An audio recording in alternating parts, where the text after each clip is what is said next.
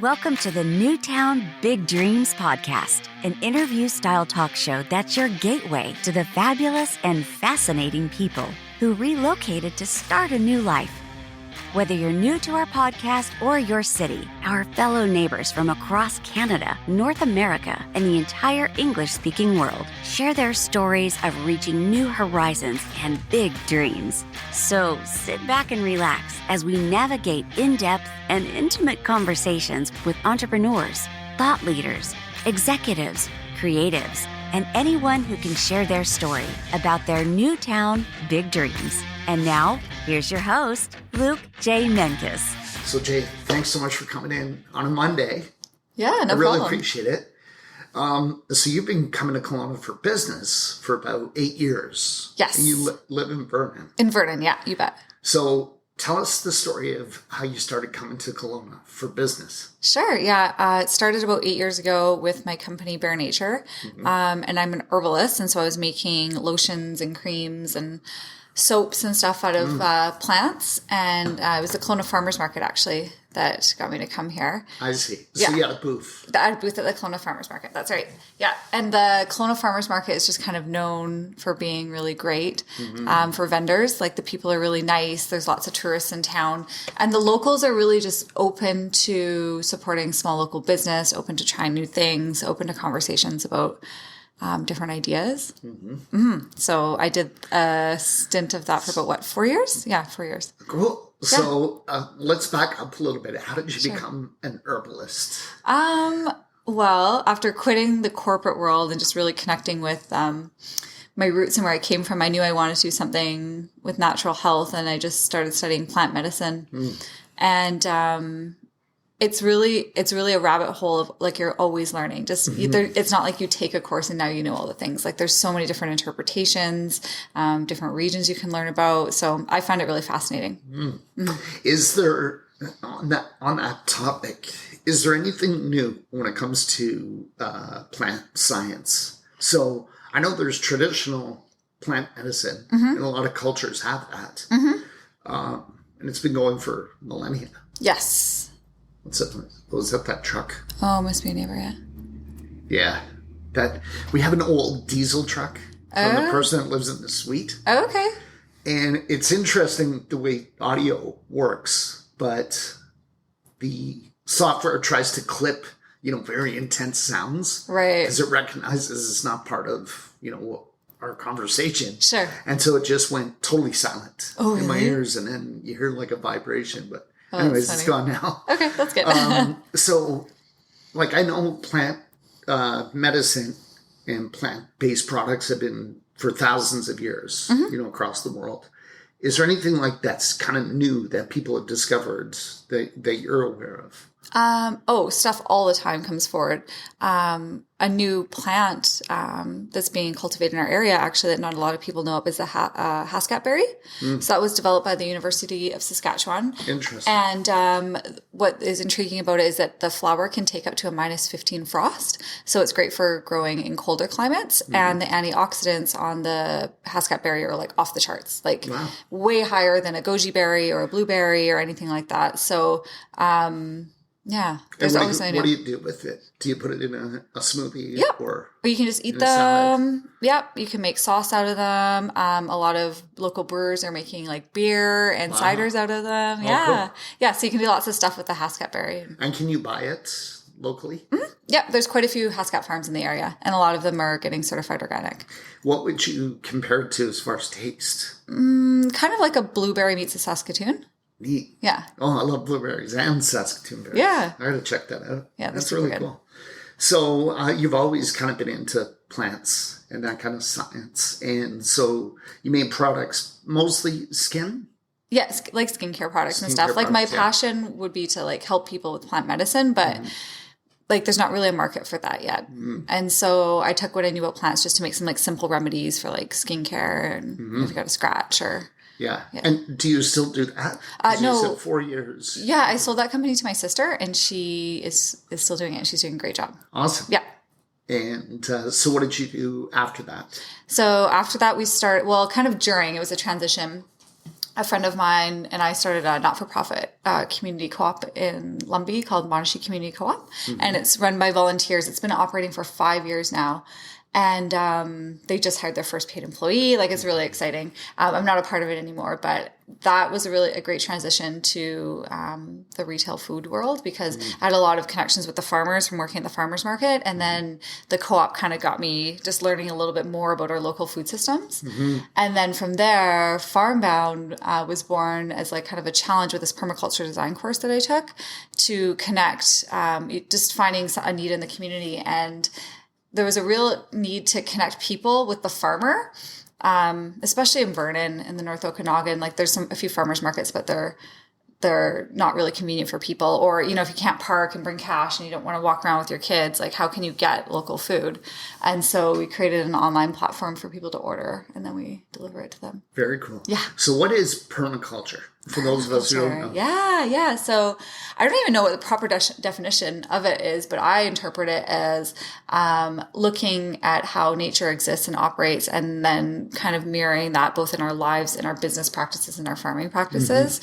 So rather than trying to fight nature, it's like, how do we be a part of it and use nature, how it naturally exists, to kind of create. And it makes me think of the word sustainability too. Like, something that's permanent, you're not going to damage it by cultivating a certain plant or doing something, but you're kind of in harmony with the system. Exactly. Yeah. Existing in harmony, and even maybe bringing it back to regenerative, like past sustainable, because I think we've done a lot of damage. So the conversation now, it's like, okay, how can we sustain, but how can we regenerate what's been destroyed? Yeah. So I know a lot of nutrients in the soil have been lost because of chemicals and over farming and things like that. Yeah. So tell us about the business now. It's called Farmbound. Farmbound. Yeah. And tell us how it works. And sure. Yeah. So customers go online and they subscribe to a box, and they can set their frequency. We fill it up with what's best and local and fresh and organic every week. The service exists year round, so we order in from California in the winter, and it's very flexible. People can change things around. They can swap things in and out. They can add on cheeses or bread or meat. And then it goes out to them. And so we ship in the North Okanagan and Central Okanagan. We do home delivery. And then to northern communities, it operates kind of like a Sears pickup depot, where it'll go to like a boutique store, and then people pick up their orders once a week. Yeah. And how did you get clients? Like, all social media. Right. All Facebook. So you just started from scratch? Like, you obviously knew people from your previous ventures. Yes. You had some connections? Yes. I had a lot of connections with the local farmers. So the supply, getting that sorted out was already there. And then I just went on, we just did social media campaigns. Nice. That was it. Yeah. And Facebook built my business. Do you do the driving, the deliveries? No, we've hired that out. That was the first thing we hired out. We did do them in the first few weeks, though. The first actually few months, it was a lot of work. And how do you hire people? Like, in general. So in an economy where we've got pretty close to full employment, a lot of times it seems that the people who are looking for work aren't necessarily the best. Yeah. Right? The best people are often taken. Sure, yeah. Right? So how did you get good drivers? Did you just put ads and... Yeah, actually, most of our best employees come to us. Because our business is really purpose-driven, and they want to be a part of it. Yeah. And I think there's a real movement for people wanting to find employment or run businesses that really are in alignment with their values, and that's more important to them than money or, prestige of a career or something. It's like, if they can participate in something that is going to create a better world, they really like that. So, yeah, the best ones that we've had have come knocking at our door. Right. Yeah. And we hire based on values, because those people fit in with the team really well and fit really in with the business. Like, we've had some people who are maybe really great at certain tasks, but if they were like sandpaper with our vision, it was like, it just didn't work. Even if they could have been the best at doing these tasks, if they don't fit with the culture and what we're creating, it just... Yeah, it wasn't as cohesive as when people come in, maybe not with those skills, but they're like really in alignment with our purpose. Yeah. When it comes to social media, did you find one platform more effective than the other? Well, that's changed. When we first started, it was all Facebook. We just started with Instagram like 1.5 years, 2 years ago. And, but I've done all of our social media, and just very trial and error and just really like, okay, what's working, what's not working. You know, I'm probably the worst person to ask about like, what do you do for social media? Because it has no structure. I just like, oh, okay, we'll try this. Oh, that worked. Okay, do more of that. Oh, let's try this one. That makes sense. Yeah, so we started a lot with Facebook when we first started the business, and then now it's a lot of Instagram. Great. So Instagram, what would it look like? Would it be a photograph and little caption? Yeah, photograph and a caption, and then lots of storying. And storying so we can like build the connection of like our integrity and who we are and what you're getting and exciting new things. And and it's great that people don't drive so much, you know, just go in and pick up a loaf of bread, and the more stuff we can get delivered, I think that's good. Yeah, you know, it's good for traffic jams and it's good for the environment. Totally. But what is a typical budget for one of your customers look like? It really depends. We have customers that spend as little as $35 every couple weeks with us. And then we have some customers that spend $500 every week with us. Wow. So is that big families or restaurants? Or? Yeah, big families. Yeah. Big families. Yeah, because we offer organic meats and stuff too, which can be a little bit on the pricier side. Yeah. And if families are really committed to that, then... I mean, even people not eating organic, I think it's really common for a family to spend $1,000 to $1,500 a month on groceries. So if you think about it, $400 or $500 a week, buying organic is not really that crazy. That's right. Yeah. And do you have grass-fed beef? Yep. And so on? That's great. Oh, sorry, we did. We lost our beef farmer. Is no longer doing beef, so we're on the hunt again. But we have pork and chicken and wild seafood. Nice. Yeah. And lots of fruit, lots of vegetables. Yes, that's the majority of our business is fruit and vegetables. Cool. Yeah. And do you have any vegetables that if I went on your website, I'd be like, what is that? Like an how many uncommon ones? Yeah. I hope lots. That's kind of what we pride ourselves in, is having all the weird things that people get in their box and they get challenged. Like, what is this? What am I going to do with that? Right? So we don't exactly select, or would we, like, how does it work? Either Are we or. going to get a surprise? Yeah, you can get a surprise, or you can go in and modify. So we'll put, say our medium box is $55. We'll put in $55 worth of fruit and vegetables of market price that week. And then you can either just get what you get, or you can go in and say, I don't want that item. I'll switch it out. And then you can add things to what's called your never send list. So if you're like, I hate mushrooms, and if there's mushrooms in the box that week, it'll automatically take it out for you. And then we'll get a notification and say, okay, we'll pick something else to put back in. How many people are involved in the operation now? Employees? Yeah. I think we have, it changes all the time, but I would say between 6 and 8 at the warehouse. Wow. And then we probably have 5-ish at the store downtown, maybe 7. Yeah, I can't remember. And tell us about your store downtown. Yeah, the Zero Waste store. Yeah. Oh my gosh. So this is a new store, right? And it's in the location where the soup place used to be. That's right. Yeah. Little Homo. Yeah. Yeah. My office used to be directly across the street. Oh, no way. For 3 years, and I really miss just being able to walk to buy great stuff. So is it a grocery store? Yep. So we have organic produce. We have some dairy, lots of vegan options, and then dry goods and some frozen items. Like we have some chicken and sausages and so many good things. And then, but actually our biggest sellers, interestingly enough, aren't necessarily the grocery items. It's the zero waste, 2 categories, zero waste living supplies. So like, beeswax wraps are like things to make your life easier if you're going zero waste, reusable Ziploc containers, silicone bowl covers, things like that. And then also the personal care and home cleaning. So toothpaste and deodorant and laundry soap and things like that. I see. Tell us the concept behind zero waste. I saw an article on it. Yeah. But for the listeners who didn't catch that article, what is the concept behind zero waste? So zero waste is a movement towards less packaging, right, and eventually maybe zero packaging, which I think is really challenging. And the term zero waste can be a little bit overwhelming. And there's a really great quote, and I can't remember the person's name, but it said, we don't need a few people doing zero waste perfectly. We need millions doing it imperfectly. Right. So it's like, what small changes can you make to reduce your packaging? So the concept of the store is you bring your own container, you take the weight of the container when you enter the store, you fill it with what you need, and then you check out, and the weight of your container is deducted from your bill. Yeah. And beeswax paper you mentioned. So what's that about? So that's so instead of using saran wrap, a single-use plastic wrap, it's like a sheet of cloth, and it's covered in beeswax, so it's kind of moldable. And then you can cover your vegetables with it or bowls. Nice. And it's reusable. That's right. You just wipe it off. And you just wipe it? Mm-hmm. Okay. Yeah. So you wouldn't want to put it like under warm water or anything like that. Yeah. If you use warm water, it can kind of melt away the beeswax. So you just I just take a cloth and wipe it off when I'm done with it. Mm-hmm. Yeah. Very cool. And what other cool products do you have like that? Ooh, yeah. Our top sellers right now are the beeswax wraps, the reusable Ziploc bags, so you can freeze in them.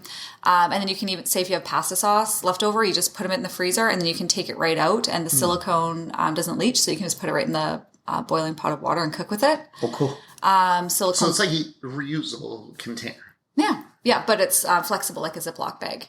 Yeah. And so you can put liquids and stuff in it. Yeah. And the silicone bowl covers are a big one. So they're kind of like stretchy and they fit over different sizes of bowls. Mesh produce bags. So you're not using the single-use plastic produce bag. They say that a plastic bag is used for an average of 3 hours. And then it sits in the landfill for 300 years. It's terrible. Right? So you can just, use your mesh produce bags to get onions or whatever. So they like the same as what we get at the grocery store? Those kind of mesh bags? Or are they different sizes? The mesh, sorry, I don't understand your question. Yeah, so I've got a trunk full of mesh grocery bags. Yeah.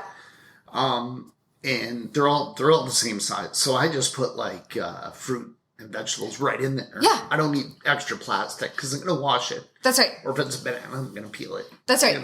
Yeah. So is it like that? Is it those kind of canvas bags that? No, yeah, they're more see through, like a knitted or something like that. Right. And so you can see through them, and they're kind of stretchy. So you might have like one for each type of vegetable type thing. Yeah, exactly. Like they're people smaller. traditionally get those little plastic bags off the Exactly. wall. It's to replace those. Yeah. Yeah.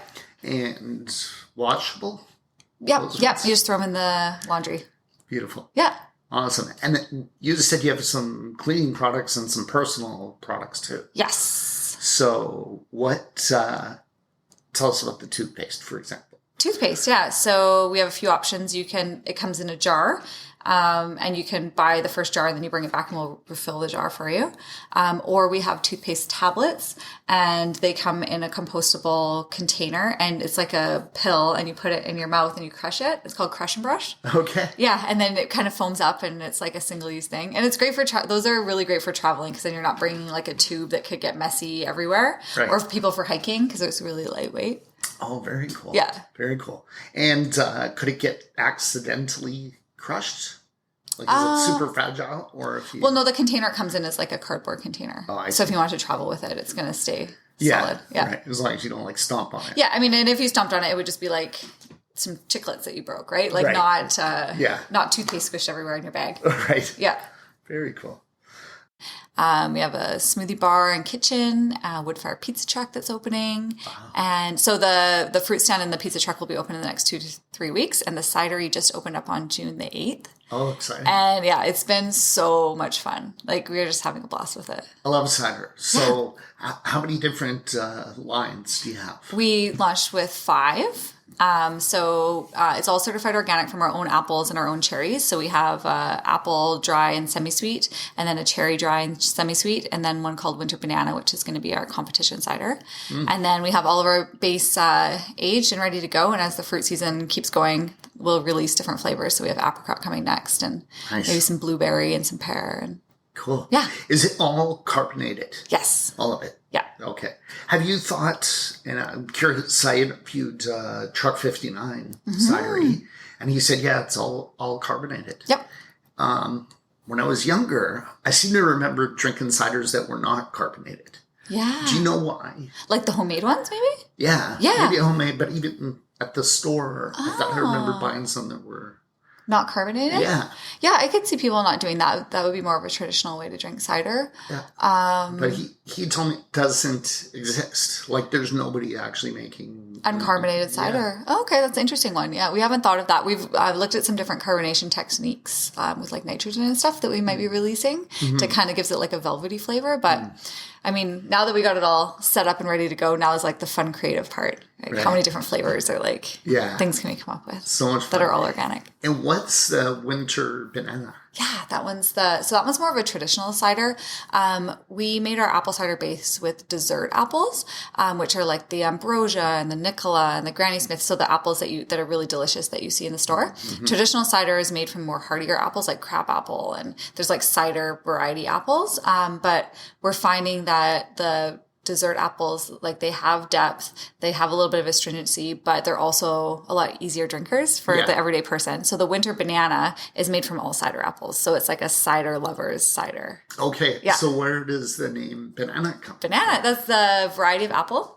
Oh. They're huge and they're yellow and they have notes of banana on the nose and the tongue. I see. And they were very popular before refrigeration because they're very hardy. So you could put them in your cold room and then they would last all winter. And then when we got these fancy new things called coolers, suddenly we could store apples that were a little bit more delicious. Yeah. I never knew there was an apple called winter banana. Yeah. I assumed it was a banana. Yeah, that's what everybody thinks, that you had banana flavor to it. But no, it's just the apple variety. Yeah. Yeah. Super cool. And are you open 7 days a week? Yep. Up there? Mm-hmm. What hours? Monday to Thursday or I guess Sunday to Thursday, we're 10 until 9. And then on the weekend, we stay open till 11. Nice. Yeah, because we got a lounge license. So we have other people on tap, including Truck 59 and some of our friends down the South Okanagan. Russ from Truck 59 and Isaac actually took the cider making course together. And they didn't know each other, and they showed up there in Hood River, Oregon, and they're like, "You're from Kelowna, I'm from Kelowna." And then they've just been supporting each other. So cool. Learning together. Yeah. So we can come up and have some cider. Is there a lot of food to choose from? Like the pizza is going to be installed pretty soon. Yeah. We bought the wood fire pizza truck, and so we just have to get it all re-inspected and improved under our own license. Mm-hmm. And then as soon as that happens, we'll be ready to rock. And then we have charcuterie and cheese plates that are there 7 days a week. And then Friday, Saturday, Sunday, we have a Broken Anchor food truck there. Awesome. Yeah. How do you find time to sleep? That's a really good question. Yeah. No, I've been mentored by some really amazing women. And it's a group called Living in Balance. And it's mentorship for women entrepreneurs specifically because we can overdo it and end up burnt out and all the things. So I've been really careful to create everything around me in balance so I don't take myself out. Would you take us through a typical daily schedule? Oh my gosh, I don't do that. I don't do schedules. No. Okay. I have a hard time with appointments just because I have so many businesses around me. Yeah. And so you have to respond in real time to situations. Yep.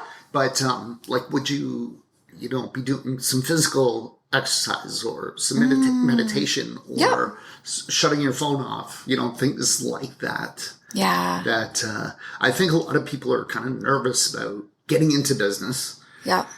There's a saying, when you run your own business, it's great because you get to decide which 18 hours a day you're going to work. Yeah, it's very true. I think entrepreneurs are born, they're not made. Right. You just have to be that type of person that can always be on and always be off. Yeah. So I can take a little break throughout the day and go do some yoga or take some quiet time, but then I still kind of always have to have my finger on it.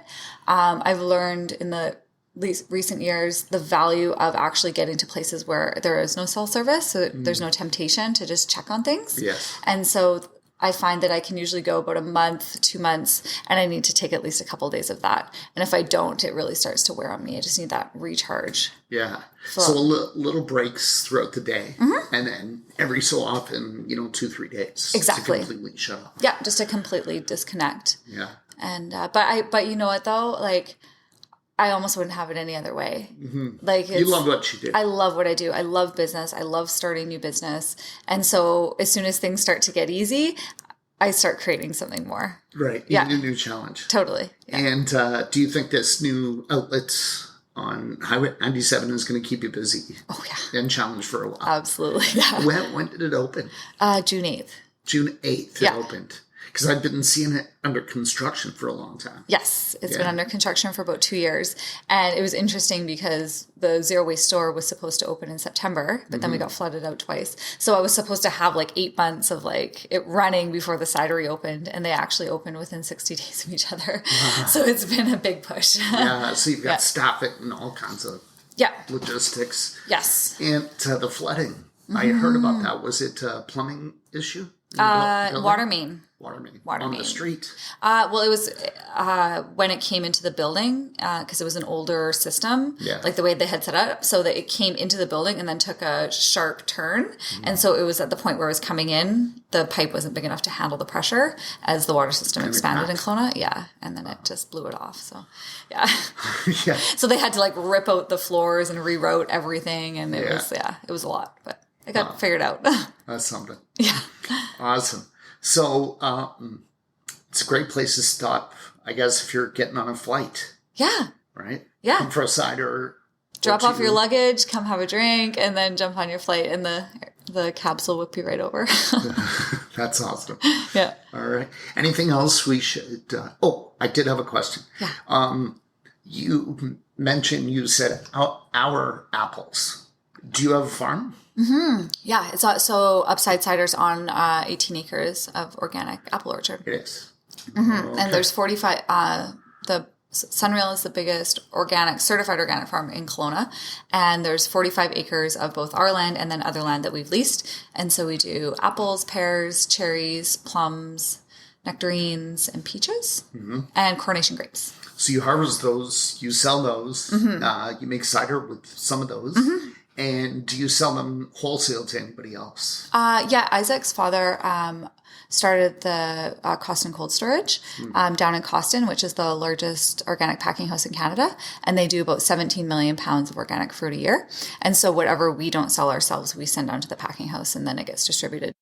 So you mentioned the butterfly effect with your store downtown. Yeah, it's really amazing just to watch and see little stories that people come to me with just by having this idea of looking at our waste and their consciousness. Like I had Lisa from Urban Harvest. She does this amazing business where similar to mine, where she delivers organic food. And she said, we were thinking about our waste usage and we went through everything and we've decided not to bag this item, this item, and this item. So how many bags is that saving? Another friend of mine who would never have considered himself really an environmentalist. He travels down to Mexico every year for the winter. And he said every time he went for dinner, single guy, goes out to eat a lot. He always brings his takeaway container with him now. And he's got a backpack and then people were asking, oh, what are you doing? And you say, well, I'm using this takeaway container and it's saving this many containers from the landfill. And so it's just beautiful to watch the change in the conversation that's being stimulated. So it's like this little tiny store with 800 square feet. The intention was never to be like, I'm going to open this store and make blah, blah, blah money.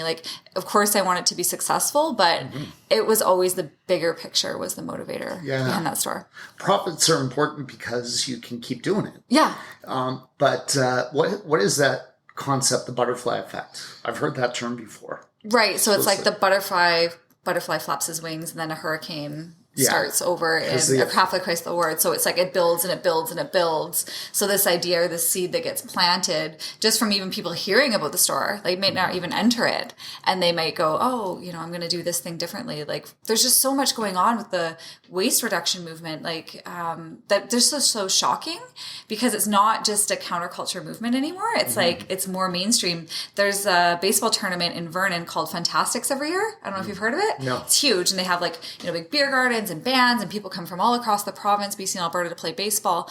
And they have a beer gardens, and they take the beer and they pour it into a plastic cup. And they've actually pushed back with the liquor board saying that we don't want to do that anymore. So next year, no plastic cups, and that's 30,000 cups from one event that are being saved. Tremendous. Isn't that amazing? Tremendous. So if sports facilities could start doing some of this, that would be huge. I'm a huge baseball fan. Grew up in Toronto, went to hundreds of Blue Jay games. And I mean, you see, if you stay long after the game is over and you see the janitorial staff and they're massive, huge bags of cans and cups and plastic and junk and it's just horrific. From one baseball game. From one game. Yeah. And you may know that Major League Baseball, they play 162 games a year, not including spring training or playoffs. Right. 162 a year, every team. Yeah. Every team plays that amount. Every team. 162. Wow. So 81 at home, 81 on the road. Everybody plays 162. That's amazing. And, your hot dogs and beer and plastic cups, it's tremendous amount of waste. So, but most companies now will accept like if you bring a reusable container, Yeah. if you're like, oh, I'm going to the baseball game, I'm going to bring my cup. I'm still going to drink my beer, but instead of them pouring it into theirs, they'll pour it into yours. Most companies are like, oh, okay. Yeah. Like nobody really shuns you when you go to get takeout food. I'll phone them. I'll just be like, I'll bring my own containers. They're like, yeah, no problem. And they just fill it up and off you go. That's awesome. Yeah. You're doing amazing work. Thanks. And we all appreciate it very much. So thank you for the updates on your stores. For sure. So Jay, I know you know hundreds of people. Would you like to nominate one or two or three people to come on the show? Yeah, Kristen Wild from Mason Jar Lids. She's a gal that's Kelowna born and raised and has this really amazing company. Awesome. And what do you like about her? I love her positivity and how she just goes for what she wants. Perfect. Yeah. Okay. We hope you enjoyed this episode of the Newtown Big Dreams podcast with your host, Luke Menkes, and his authentic guests. And we love our listeners and hope you subscribe now to learn more about the amazing journeys of our incredible guests who relocated to find a new town, big dreams. And remember, make your dreams big.